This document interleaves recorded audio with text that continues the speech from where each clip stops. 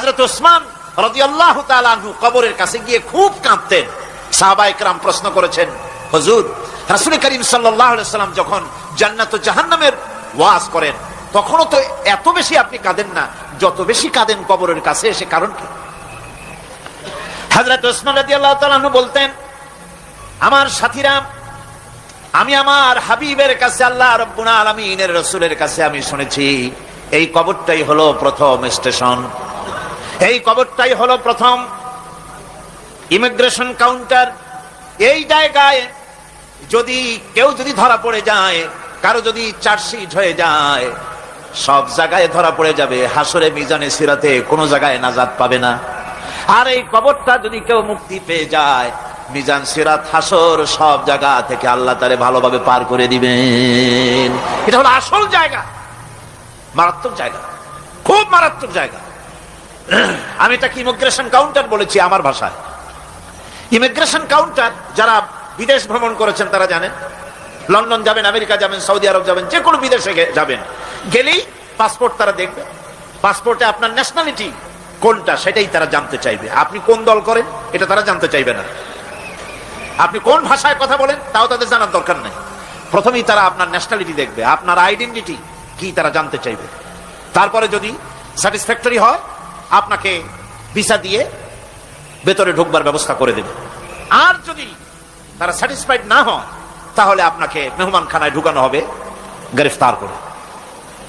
আপনি আন্দাজ এখানে আসছেন কেন? এই জন্য কবর হচ্ছে এ ধরনের একটি ইমিগ্রেশন কাউন্টার। কবরের ভিতরে মানুষ যখনই রাখা হবে সঙ্গে সঙ্গে দুজন ফেরেশতা আসবে। কবরের কাছে যারা এসেছিল দাফন হয়ে যাওয়ার পর এই লোকগুলি 40 কদম যেতে যতক্ষণ লাগে এর মধ্যেই দুজন ফেরেশতা এসে যাবে। এসে জিজ্ঞেস করবে, মান রব্বুকা, তুমি কোন দল করতে? ওটা তাদের জানার দরকার নেই। চাকরি কিসে করতেন ওটা জানার দরকার নেই। ব্যবসা করতেন না চাকরি করতেন প্রয়োজন নেই। প্রথমেই জিজ্ঞাসা করা হবে ন্যাশনালিটি, প্রথমেই জিজ্ঞাসা করা হবে তার ন্যাশনালিটি সম্পর্কে, তার আইডেন্টিটিটা কি, এবং সেটাকে সত্যায়িত করার জন্য, বোঝার জন্য 3টি প্রশ্ন। প্রথম প্রশ্ন, মান রব্বুকা ওয়া মা দীনুকা ওয়া মান নাবিয়ুকা, তোমার রব কে, তোমার দ্বীন কি, তোমার নবী কে। যদি এই ব্যক্তি বেঈমান হয়, মুনাফিক হয়, সে বলবে হায় হাতা লা আদরি, হায় হাতা লা আদরি, জানি না আমার রবকে, আমি জানি না। তোমার দ্বীন কি, দ্বীন কারে কয় বুঝি না। এরপরে আল্লাহর নবী জনাবে মুহাম্মদ রাসূলুল্লাহ সাল্লাল্লাহু আলাইহি ওয়াসাল্লাম কে দেখানো হবে, বলা হবে মা কুনতা তাকুলু ফি হাদার রাজুল, এই ব্যক্তি সম্পর্কে তোমার ধারণা কি নিকে, বলবে আমি চিনি না। নাউযুবিল্লাহ। বাস, এরপরে তার যা হবার তাই শুরু হয়ে যাবে। আর যদি বান্দাটা মুমিন হয়, প্রশ্ন করা হবে মান রব্বুকা, জবাব দেবে রব্বি আল্লাহ, আমার রব আল্লাহ রাব্বুল আলামিন। ওয়া মা দীনুকা, দীনুনা ইসলাম, আমার দ্বীন হচ্ছে ইসলাম। এরপরে আল্লাহর নবীকে দেখানো হবে। কয়েক রকমের বর্ণনা আছে। কোন বর্ণনায় আছে হুজুরের আকারে দেখানো হবে, অথবা রাসূলকে সরাসরি দেখানো হবে। বলা হবে মা কুনতা তাকুলু ফি হাদার রাজুল, এই লোকটি সম্পর্কে ধারণা কি। মুমিন ব্যক্তি বলবে হাদা নবিয়ুনা মুহাম্মাদুর রাসূলুল্লাহ সাল্লাল্লাহু আলাইহি ওয়াসাল্লাম, ইনি আমার তো সেই নবী মুহাম্মাদুর রাসূলুল্লাহ সাল্লাল্লাহু আলাইহি ওয়াসাল্লাম। আমরা যেন এই রকমের জবাব দিতে পারি, আল্লাহ কবুল করো। সকলে জোরে কোন আমিন। জবাব হয়ে যাওয়ার পর গায়ব থেকে আওয়াজ আসবে, ফাফরিশু বিল জান্নাতি ওয়ালবিসু বিল জান্নাহ, ও আমার ফেরেশতারা, আমার এই বান্দাকে জান্নাতের পোশাক পরাইয়া দাও, আর কবরটাকে জান্নাতের বিছানা বিছাইয়া দাও। জান্নাতের পোশাক পরাইয়া দাও, জান্নাতের বিছানা বিছাইয়া দাও। ইলা মাদ্দা বাসারিহি, তার চোখের দৃষ্টি যতদূর যায় কবরটা ততটা প্রশস্ত করে দাও। এরপর বেহেশতের পোশাক পরাইয়া, বেহেশতের বিছানা বিছাইয়া ফেরেশতা বলবে নম কানাউমুল উরুস, ঘুমিয়ে যাও। দুলামিয়া যেমন বাসর সজ্জায় নতুন বউ নিয়ে আরামে ঘুমায়, এরকম আরামে ঘুমায় যাও। ইলা ইয়াউমিল কিয়ামা, কিয়ামত পর্যন্ত ঘুমায় থাকবে, আরামে ঘুমিয়ে থাকবে। এরপরে সিংহায় ফুৎকার হবে, সিংহার ফুৎকারের আওয়াজে তার ঘুম ভেঙে যাবে। বলবে ইয়া ওয়াইলানা মান বা'সানা মিন মারকাদিনা, হায় আফসোস, আমার এত আরামের ঘুম থেকে কে আমাকে জাগ্রত করলো, আমার ঘুমটারে নষ্ট করলো কে? আওয়াজ আসবে হাদা মা ওয়াদার রহমান ওয়া সাদাকাল মুরসালুন, এটা হচ্ছে রহমানের সেই ওয়াদা, আর মুরসালিনরা নবীরা সত্য কথাই বলেছিলেন, সেই কিয়ামত অনুষ্ঠিত হচ্ছে। আমার বন্ধুগণ, সেজন্য এই দুনিয়ার মোহে পড়ে থাকলে পরে দুনিয়ায় যারা অগ্রাধিকার দিবে দুনিয়াকে পরকালের তুলনায়, জবাব দিতে পারবে না কবরের ভিতরে গিয়া। আর যারা পরকালকে অগ্রাধিকার দিবে, দুনিয়ার চাইতে পরকালকে বেশি অগ্রাধিকার দেবে, আর আল্লাহর ভয় কলিজার ভিতরে রাখবে, কবরের জবাব সঠিকভাবে দিতে পারবে, কিয়ামতের দিন আল্লাহ রাব্বুল আলামিন তাদের জন্য জান্নাত দান করবেন। জোরে বলেন আমিন। হযরত ইবনে কাইয়্যিম রাহিমাহুল্লাহ নওয়ারাল্লাহু মারকাদাহু ওয়া জাআলাল জান্নাতা মাসওয়াহু, হযরত ইবনে কাইয়্যিম তিনি বলছেন, সুন্দর করে বলছেন দুনিয়া সম্পর্কে, মা মাদা ফিদ দুনিয়া আহলামুন ওয়া মা বাকিয়া মিনহা আমানি ওয়াল ওয়াক্তু বাইনাহুমা দায়ুন। মা মাদা ফিদ দুনিয়া আহলামুন, জীবনের যে অংশ ফেলে এসেছি সেটা আজ একটা স্বপ্ন, ওয়া মা বাকিয়া মিনহা আমানি, আর জীবনের যে অংশ সামনে বাকি আছে সেটা এখন একটা আকাঙ্ক্ষা, ওয়াল ওয়াক্তু বাইনাহুমা দায়ুন, আর এর মাঝখান থেকে সময় সব চলে যাচ্ছে। কত বড় কথা চিন্তা করেছেন? জীবনের যে অংশ ফেলে এসেছি তা আজকে স্বপ্ন, তা আজ কি বলেন? স্বপ্ন। আর সামনে যা আছে সেটা আকাঙ্ক্ষা, আর মাঝখান থেকে সময় সব চলে যাচ্ছে। এরপরে তিনি বলছেন, ওয়ামাইয়া সাহাবিদ দুনিয়া ইয়াকুন মিসলা কাবিদিন আলাল মাই খানাতুহু ফুরুজুল আসাবিঈ। দুনিয়াদারের অবস্থা হচ্ছে এই, কেউ যদি দুই হাতে পানি খামসায় ধরে, দুই হাতে কি ধরছে বলেন? দুই হাতে পানি খামসায় ধরেছে, খুব মজবুত করে ধরেছে, 2 মুঠ পানি, বলেন থাকবে কতটুকু? কতটুকু থাকবে? এক ফোঁটাও থাকবে না, কারণ তার আঙ্গুলের ফাঁক তার সাথে খেয়ানত করবে, আঙ্গুলের ফাঁক দিয়া পানিগুলি সব বেরিয়ে চলে যাবে। সুতরাং দুনিয়া যারা চায় তারা ঠিক পানি খামসায় ধরলে পানি যেমন হাতের ভেতর থেকে খেয়ানত করে চলে যায়, যারা দুনিয়া চায় দুনিয়াও তাদেরকে ভাবে ফাঁকি দিয়ে চলে যায়। তবুও দুনিয়ার মায়া মানুষের এত বেশি। আল্লাহর নবী বলেন, লাউ কানা লি ইবনি আদম ওয়াদিন মিন যাহাবিন লাহাব্বা ইয়াকুনা লাহু সানিন, এই পৃথিবীতে যদি কাউকে একটা মাঠ ভরে যদি সোনা দেওয়া যায়, লোকটা বলবে রব্বুল আলামিন, আমি যদি আরেকটা মাঠ এরকম সোনা ভরা পেতাম, দ্বিতীয় আরেকটা মাঠ দেওয়া হলে আবার বলবে যদি তৃতীয় আরেকটা মাঠ সোনা ভরে যদি পেতাম। নবীজি বলেন, ওয়ালা ইয়ামলাউ জাওফু ইবনু আদামা ইল্লা তুরাব। করতে হবে আখিরাতে জবাবদিহিমূলক জীবন যাপন করতে হবে।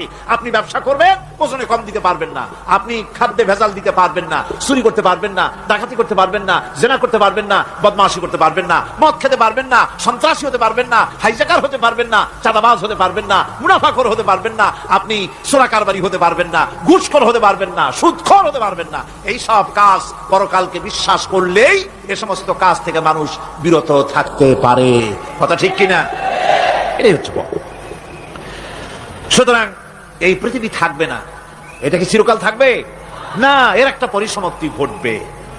যেমন করে সারা বছর লেখাপড়া করার পর কলেজে, বিশ্ববিদ্যালয়, মাদ্রাসায়, হাই স্কুলে, সব জায়গায় সারা বছর লেখাপড়া করার পর যেমন পরীক্ষা দেওয়ার একটা দিন আসে, সারা বছর ব্যবসা করার পর হিসাব নিকাশ করার যেমন একটা সময় আসে, সারা মাস চাকরি করার পর বেতন পাওয়ার যেমন একটা দিন আসে, সারা জীবন চাকরি করার পর পেনশন পাওয়ার যেমন একটা সময় আসে, অনুরূপ ভাবে এই দুনিয়া যেদিন শেষ হয়ে যাবে, আল্লাহ নির্ধারিত সময় শেষ হয়ে যাওয়ার পর একটা সময় আসবে যখন আল্লাহ রাব্বুল আলামিন সব শেষ করে দিবেন, লন্ড ভন্ড হয়ে যাবে, কিছুই থাকবে না।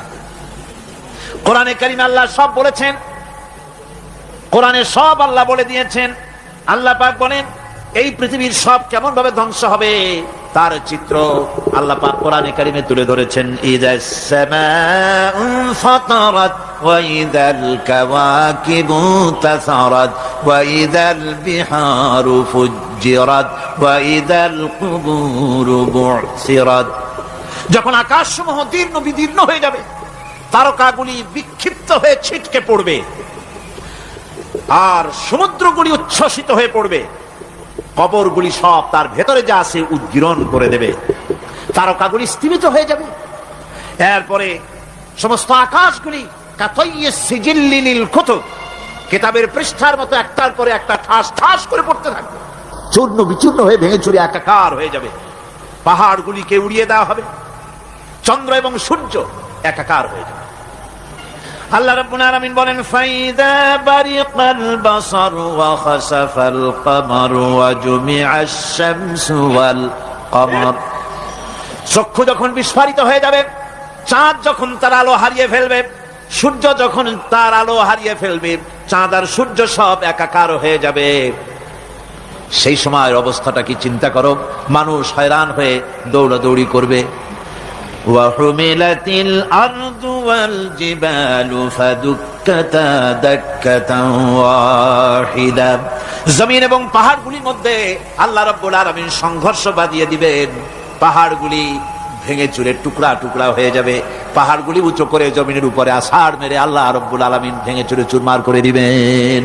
সুবহানাল্লাহ। ওয়া তাকুনুল জিবালু কালইনিল মানফুস। পাহাড়গুলো পেঁজা ধোনা তুলার মতো করে উড়িয়ে দেওয়া হবে, পাহাড় উড়ে যাবে। সুবহানাল্লাহ পড়া। পাহাড় পাথরের তৈরি করা পাহাড়, এই পাহাড়গুলি তুলার মতো হয়ে উড়বে কিভাবে? আমি এই দৃশ্য নিজের চোখে কিছুটা হলেও দেখছি। আজ থেকে 10 দিন আগে আমি ইতালি সফর করে এসেছি। ইতালির রাজধানী রোম। রোম প্রাচীন সভ্যতার লালন ভূমি। কোরআনে কারিমে সূরায়ে রোম রয়েছে, এই রোম সেই রোম। এখানের বাদশার কাছে রাসূল করিম সাল্লাল্লাহু আলাইহি ওয়াসাল্লাম হেরাক্লিয়াসের কাছে চিঠি পাঠিয়েছিলেন, সেই রোম। 12 থেকে 15,000-এর মতো বাংলাদেশি মুসলমান সেখানে আছে। জুমার দিন, যেদিন আমি গেলাম তার পরের দিনই জুমা ছিল। জুমার নামাজ পড়লাম ভ্যাটিকানের কাছেই, বিশাল মসজিদ, ইউরোপের ভিতরে সবচেয়ে বড় মসজিদ এটা। রোম ইসলামের দুশমনদের রাজধানী। সেইখানে যখন আযান হচ্ছে আশহাদু আন্না মুহাম্মাদার রাসূলুল্লাহ, আমার অনুভূতির কথা আপনাদেরকে বোঝাতে পারবো না, কি অনুভূতির সৃষ্টি হয়েছে আমার ভেতরে। ভ্যাটিকানের পোপ এক পাশে, কিছু দূরেই ভ্যাটিকান, ওটা হচ্ছে গোটা পৃথিবীর সমস্ত খ্রিস্টানদের কাবা, ভ্যাটিকান। তার পাশেই বিশাল মসজিদ, সেখানে নামাজ পড়লাম। চিন্তার ভেতরে আসলো আল্লাহ রাব্বুল আলামিন তার হাবিবের নাম, তার তাওহীদ, তার রিসালাতকে কিভাবে বিশ্বময় ছড়িয়ে দিলেন। আবু জাহেল চাইছিল মুহাম্মদ সাল্লাল্লাহু আলাইহি ওয়াসাল্লামকে স্তব্ধ করে দেবে মক্কার জীবনেই। কত বদনাম, সাহের, কাহেন, কাযযাব, শায়ের, নাউযুবিল্লাহি মিন যালিক, কত গালাগালি করলো। আর আল্লাহ শুনালেন, হাবিব চিন্তার কোনো কারণ নাই, ওয়া রাফা'না লাকা যিকরাক, আমি আপনার প্রশংসা বিশ্বময় ছড়িয়ে দেব। সুবহানাল্লাহি ওয়া বিহামদিহি। বিসুবিয়াস পৃথিবীর সবচাইতে বড় আগ্নেয়গিরি, সেটা দেখাতে নিয়ে যাওয়া হলো আমাকে। যে পাহাড়টা পৃথিবীর মাটি থেকে তার চূড়া হচ্ছে 3 মাইল উঁচু, এর 2 মাইল গাড়িতে করে ঘুরে ঘুরে যাওয়া যায়, এরপর আর গাড়িতে যাওয়া যায় না, বাকিটুকুন যেতে হবে হেঁটে হেঁটে। পাহাড়ের উপরে অক্সিজেন কম, বেশ কষ্ট হচ্ছিল উঠতে। জীবনে প্রথম পাহাড়ে চড়েছি, জাবালে নূর, রাসূল করিম সাল্লাল্লাহু আলাইহি সাল্লামের উপরে যেখানে ওহী হয়েছিল সর্বপ্রথম। পাহাড় চড়ার একটা অভিজ্ঞতা ওখান থেকে আমার কিছুটা হয়েছিল। খুব কষ্ট হলো বাকি 1 মাইল উঠতে। যখন বিসুবিয়াসের একদম শীর্ষে চলে গেছি, সেখানে গিয়ে আমার সাথে 15-20 জন লোক ছিল। আমি নিজে আল্লাহু আকবার বলে আমার গলা থেকে আওয়াজ বেরিয়ে গেল। আমি দেখতে পেলাম বিসুবিয়াসের শীর্ষে বিশাল গর্ত। আমার মনে হয় গর্তটা এই মাঠের 1/4 হবে, এই মাঠের 1/4 হবে গর্তটা। সেই গর্তটার গভীরতা হচ্ছে 1.5 কিলোমিটার। এইখান থেকে পাথরগুলি উত্থিত হয়েছে আগ্নেয়গিরি, পাথর আগুনে গলে লাভা হয়ে এগুলি পাহাড় বেয়ে উপচে পড়েছে, চতুর্দিকে 12 মাইল ছড়িয়ে গিয়েছে। আমার মনে পড়লো ওয়াকুদুহান নাস ওয়াল হিজারা, জাহান্নামের আগুনের ইন্ধন হবে মানুষ আর পাথর। আমি সেখানে সেজদায় পড়ে গিয়া কানলাম আর বললাম, আল্লাহ জাহান্নামের আগুন হারাম করে দিও আমাদের জন্য। পাথর কিভাবে গললো, গলে পাথরগুলি গলে পুড়ে চতুর্দিকে পড়েছে আর ছিটকেছে, চতুর্দিকে ছিটকে পড়েছে। সেই পাথরগুলি ছিটকে ছিটকে যেগুলি পুড়ে পড়েছে সেগুলিকে দূরে সাদা রঙের বলে মনে হয়, কোনোটা সাদা কোনোটা কালো, মনে হয় যেন তুলার মতো হয়ে পড়ে আছে চতুর্দিকে।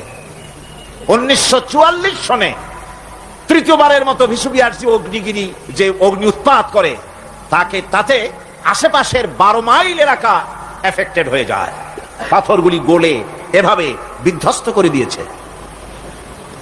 এখান থেকে এখানে জোহরের নামাজ, আসরের নামাজ আমরা পড়লাম, আল্লাহর কাছে খুব দোয়া করলাম। এখনো ধোঁয়া উঠতেছে, এখনো পাহাড়ের ফাটল দিয়ে ধোঁয়া উঠছে। একজন হাত দিয়ে আমাকে বলল যে খুব গরম লাগে ধোঁয়াগুলি। ওখানকার লোকেরা বলল যে ভেতরে এখনো আগুন আছে, তবে সুপ্ত, যে কোনো মুহূর্তে আবার তা জাগ্রত হতে পারে। আমরা সেখান থেকে নেমে এলাম। একটু কিছু দূর গিয়েই সেখানে হলো পম্পেই শহর। এই পম্পেই শহরটা হচ্ছে ঈসা আলাইহিস সালামের জন্মের 2000 বছর আগে এই শহর তৈরি হয়। ঈসা আলাইহিস সালামের জন্মের 179 বছর পর ভূমিকম্প হয়। সেই ভূমিকম্পে গোটা পম্পেই শহরটা পৃথিবীর মানুষের চোখের আড়াল হয়ে যায়, ধ্বংস হয়ে যায়, মাটির তলায় গরক হয়ে যায়। আজ থেকে 200 বছর আগে মাটি খনন করতে গিয়ে এই শহর আবিষ্কৃত হয়। পুরা শহরটা খুঁড়ে তারা বের করেছে। 180 হেক্টর জমিনের উপর এই বিশাল শহর। ঘুরে ঘুরে দেখলাম, গাড়ি চলে না সেখানে, পায়ে হেঁটে দেখতে হলো। প্রশস্ত রাস্তা। আজ থেকে 4000 বছর আগের মানুষেরা রাস্তা বানাতে জানতো পাথর দিয়ে, এবং রাস্তার দুধারে তাদের ছিল ফুটপাত, পানির ব্যবস্থা, নগরায়নের সব রকমের সুযোগ সুবিধা। তারপরে সেখানে বিচারালয়, এরপরে দোকানপাট, বাজারঘাট, সবকিছুর ব্যবস্থা রয়েছে। বিশাল বিশাল পাথরগুলি দিয়ে পিলার তৈরি করা। ভাবলাম এই পিলারগুলি, এই পাথরগুলি তারা কিভাবে ক্রেন ছাড়া এত উপরে উঠালো কি করে, আমার মাথায় আসলো না। পাথর কেটে কেটে সুন্দর সুন্দর অঙ্কন শিল্প তারা করেছে। এরপরে ঘুরতে ঘুরতে বাদশার রাজার বাড়িতে গিয়ে ঢুকলাম। সেখানে গিয়ে দেখলাম উলঙ্গ এত মূর্তি পাথরের তৈরি করা। পাথর কেটে কেটে দেওয়ালে যৌন মিলনের এমন কোন অশ্লীল ছবি নাই যা তারা সেখানে তৈরি করে নাই। উলঙ্গ মূর্তি আর উলঙ্গ যৌন মিলনের অসংখ্য ছবি দিয়ে এই এলাকা ভরা। তখন আমি বুঝলাম আল্লাহর গজব হওয়ার কারণটা কি, এই শহরটা মাটির নিচে হরপ হয়ে যাওয়ার কারণটা কি। আল্লাহ পাক জেনা ব্যভিচার যে দেশে বেশি হয় আল্লাহ পাক বরদাস্ত করেন না। দুশ্চরিত্র যে দেশের মানুষ দুশ্চরিত্র হয়ে যায়, জেনা ব্যভিচার বেশি হতে থাকে, আল্লাহ হরপ করে দেন, গজব দেন। এই গজব এক এক সময় এক এক রকমের হয়ে আসে। কখনো মাটির নিচে দাবায় দেন, কখনো মহামারী, কোন দেশে কলেরা, কোন দেশে জলোচ্ছ্বাস, কোথাও ভূমিকম্প, আর সর্বশেষ এই জেনা ব্যভিচারের জন্য আল্লাহ পাকের চূড়ান্ত, এই যৌনতার অশ্লীলতার জন্য চূড়ান্ত গজব বর্তমান বিশ্বের জন্য এইডস। আল্লাহ আমার জমিন ঘোরো, ভালো করে দেখো, কাইফা কানা আকিবাতুল মুকাজ্জিবিন, মহাসত্যকে যারা অস্বীকার করেছে তাদের পরিণতি আমি কি করে দিয়েছি, এগুলি চোখে ভালো করে তাকায় দেখো। আমার বন্ধুগণ, সুতরাং এই পৃথিবীর অবসান হবে, এই পৃথিবী ধ্বংস হবে, এই পৃথিবী চূড়ান্ত ভাবে শেষ হয়ে যাবে। ও হ্যাঁ, আরেকটি কথা বলতে হয়, সেটা হচ্ছে যে এই রোম থেকে আরেকটু দূরে 900 মাইল দূরে হচ্ছে সিসিলি। 900 মাইল দূরে, সেখানে এই সিসিলি মুসলমানেরা শাসন করেছিল 350 বছর। সেই সিসিলিতে রয়েছে 360টা মসজিদ মুসলমানদের করা। সমস্ত মসজিদগুলি আজ তালা বন্ধ, একটা মসজিদও খোলা নাই। সেখানকার মুসলমানেরা ওয়াজ শুনতে এসেছিল রোমে। আমি তাদের জন্য পরামর্শ দিয়েছি যে গভর্নমেন্টের কাছে তোমরা দাবি জানাও যে অন্তত একটা মসজিদের দরজা আমাদের জন্য খুলে দাও। রোমের অবস্থানরত প্রবাসী বাংলাদেশি মুসলমানেরা আমাকে বলেছে, তাদের অনেকের বাড়ি চট্টগ্রামেও আছে, আমাকে বলেছে তাদের চোখে পানি আসছে বলার সময় যে চিরাময়ের তাফসীর মাহফিল যখন আসে কলজেটা কানতে থাকে যাওয়ার জন্য।